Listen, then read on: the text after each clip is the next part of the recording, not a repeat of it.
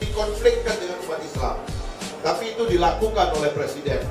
Sampai-sampai kita tahu ada seorang habib yang nulis disertasi dan tesis master tentang Pancasila. Sampai hari ini dia masih bermasalah sehingga tinggal di Mekah. Itulah Habib Rizik.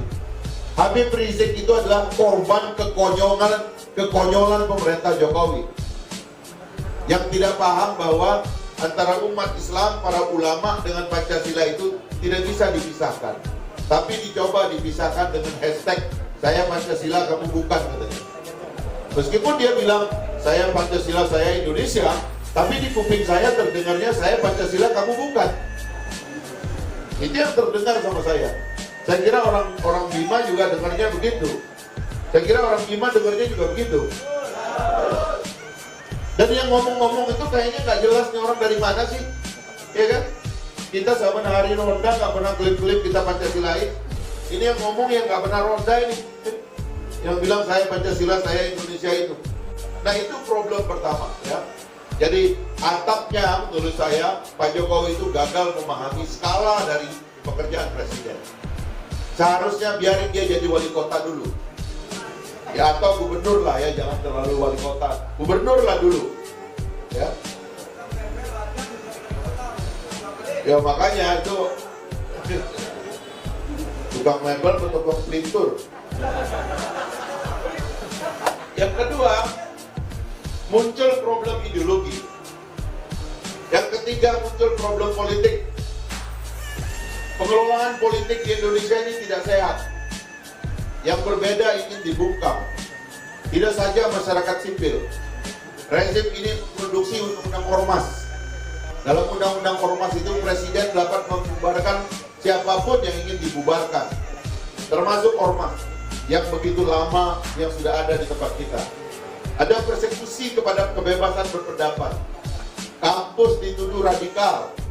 Salah-salah sedikit orang dianggap radikal. Kritik pemerintah dianggap mengganggu pemerintahan, dianggap mengancam, dan seterusnya dan seterusnya. Partai politik kalau nggak mau dukung pemerintah dipecah. Saya ingat betul karena saya adalah pimpinan DPR, bagaimana di awal-awal pemerintah memecah Golkar. Muncul Kubu Agung Laksono yang duduk beberapa orang di Ancol bikin sidang, lalu dikasih SK oleh pemerintah.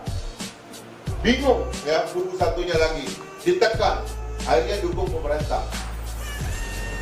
Sama P3 juga begitu, secara sah di tangan Jan Farid, transfer melalui Surya Dharma Ali.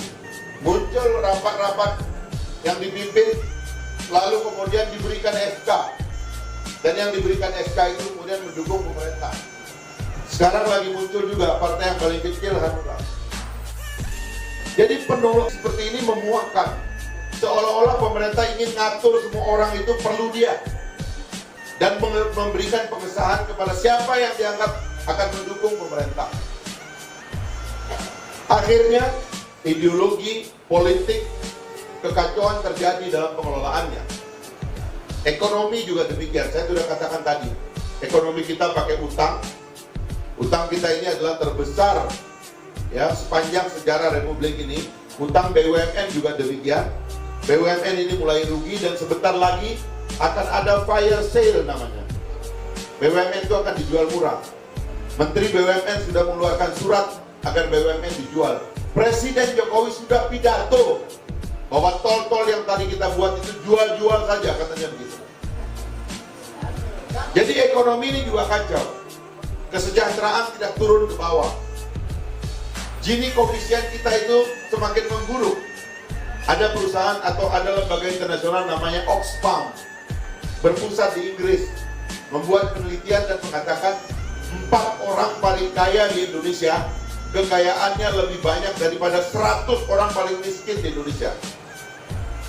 Dan kira-kira yang malam ini di sini ini adalah dari 100 yang paling miskin. Jadi nggak ada dari 4 yang paling kaya.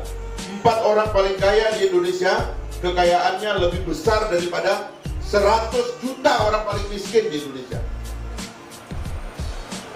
Jadi 4 orang mengalahkan 100 juta yang paling miskin. Ini kan ketimpangan yang luar biasa. Ini yang disebut oleh almarhum Adi Sasono dulu. Yang kaya semakin kaya, atau yang kaya tambah kaya, yang miskin tambah anak. Ya kan? Ya karena nggak ada hiburan lain kan orang miskin kan, akhirnya anak yang ditambah. Jadi itulah fakta.